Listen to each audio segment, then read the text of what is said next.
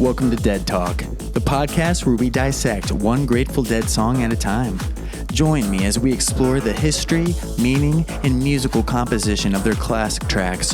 Whether you're a longtime Deadhead or curious newcomer, there's always something new to discover about the music of the Dead. So sit back, relax, and let's dive deep into the world of the Grateful Dead.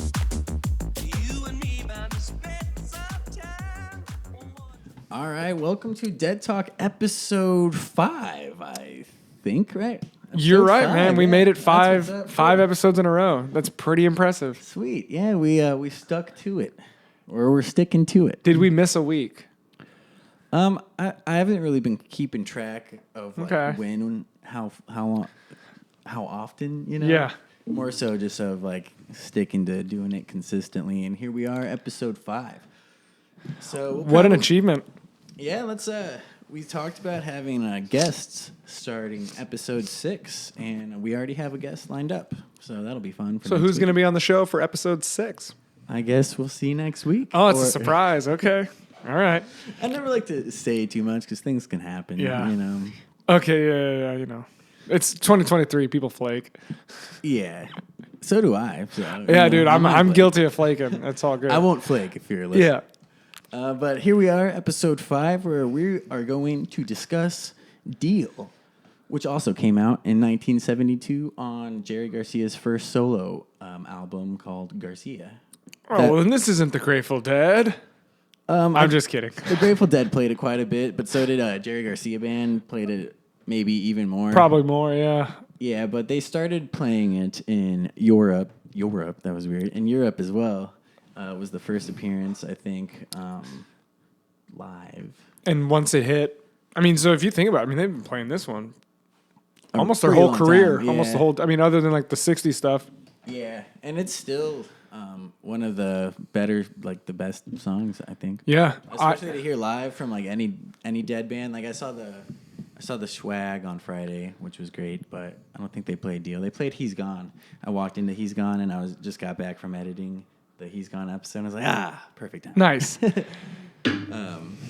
Something that really stands out to me with Deal is the flexibility you have on the tempo, you know, because you can really get it swinging and, you know, Yeah. they sometimes do play it fast, and then you can also kind of take it slow and just kind of jazzy. Bone. Yeah, you can kind of, you can take it to that head turning that they do, that, you know, that classic Jerry Garcia thumb style. Yeah, it's like a really great mix of blues and jazz and rock and roll. It's I'd agree. a classic. I would agree. It was one of those songs when I started listening to the Dead that it felt like I knew this song for a really long time, even though it was like my first time hearing it. I'm like, there's no way I haven't heard this song somewhere. You know? Yeah, and that might just be those 7 chords in the style. You're like, Yeah, this like is some the classic walking swingy, up and down. yeah, early jazz. Because I actually had a song pop up today, "Sweet Pea Pie" Amos Lee. Okay, I'm And not it's like- familiar. It's got the same style strumming, and it's "You're the only reason to do," or whatever. But it's very similar to Deal.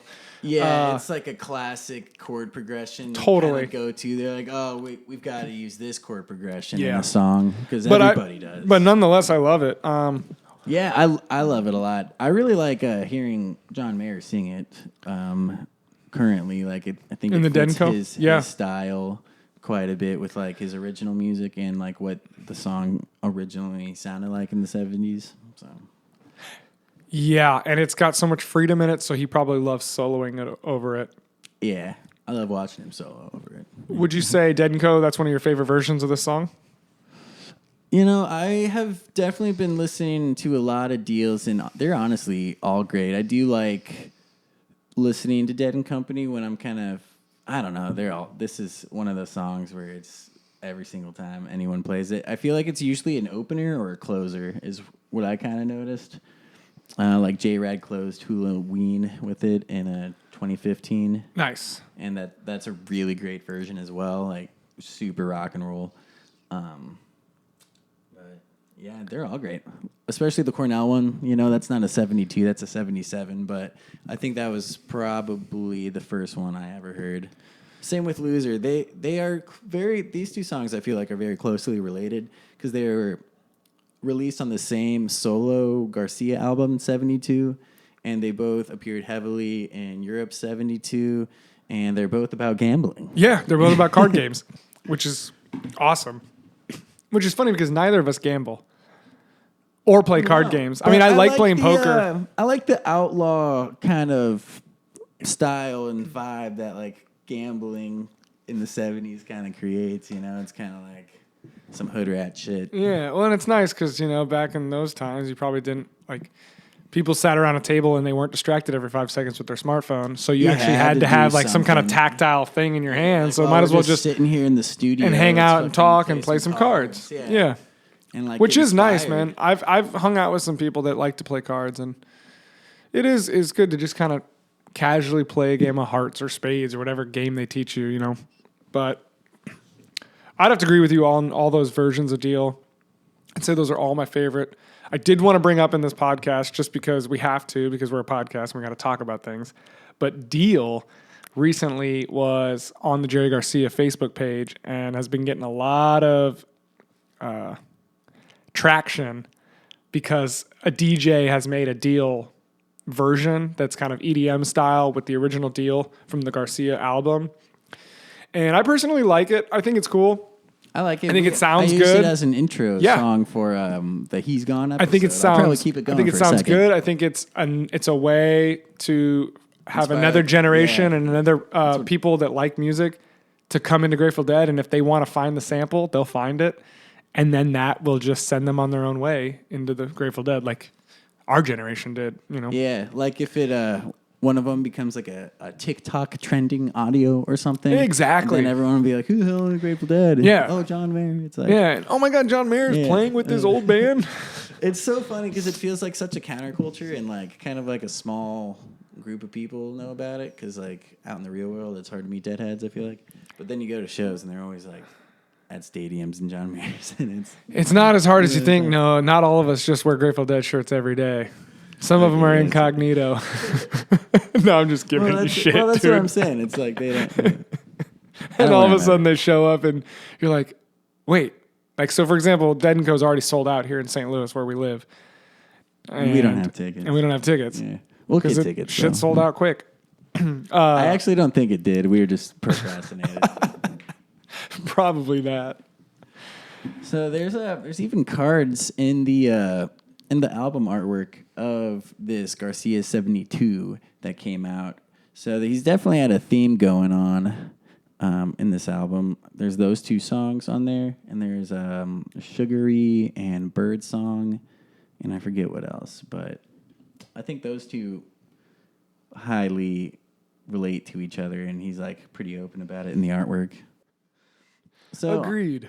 So on the Garcia 72 album, on the studio version, we still had Bill Kreutzmann on drums and Phil Lesh on bass. So that's pretty cool. So it's a Garcia it's a Garcia album, but I mean you have almost half the Dead already on it. Yeah, just no Bob.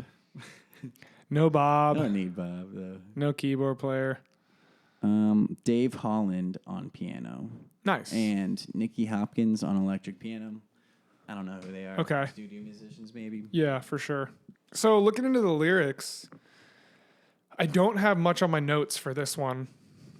I have one remark on it, Don't Let Your Deal Go Down, being from an old folk song that's literally titled Don't Let Your Deal Go Down.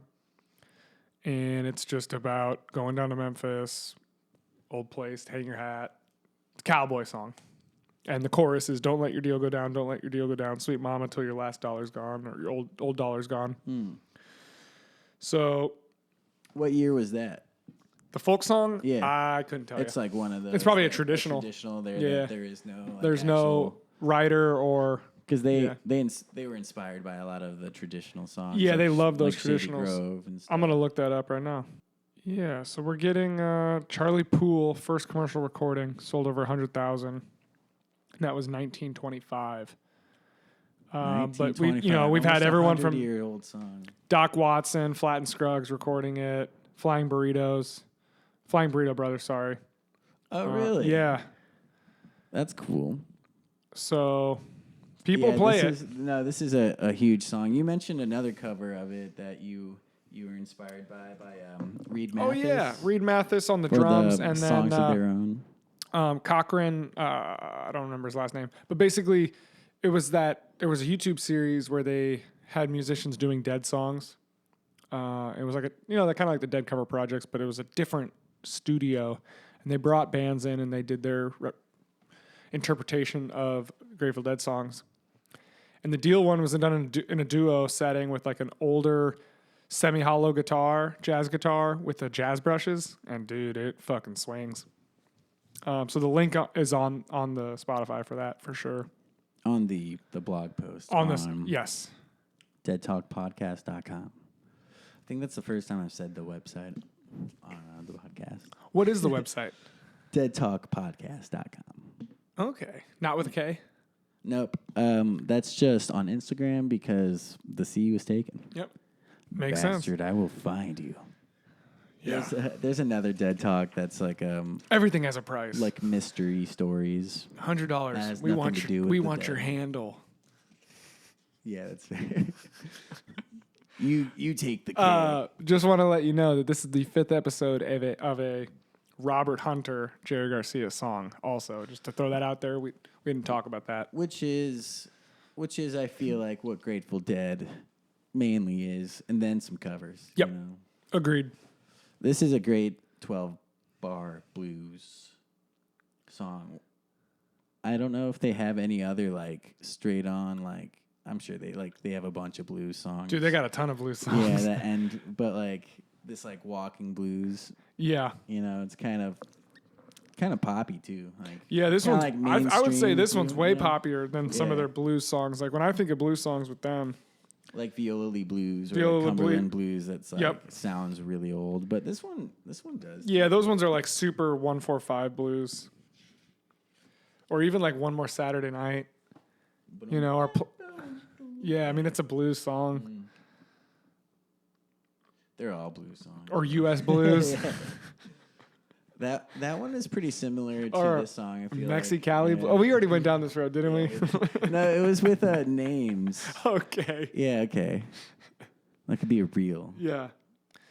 Yeah, so we, in the heart of short form content, we're trying to figure out a list of the most played Dead songs of their whole career in the top 10s in live performances.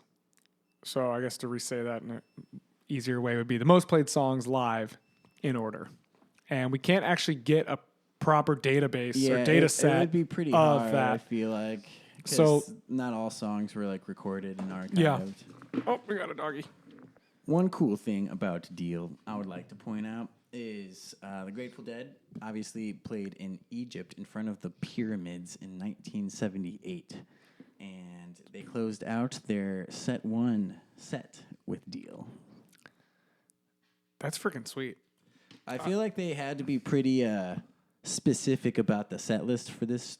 I think they played 2 nights here.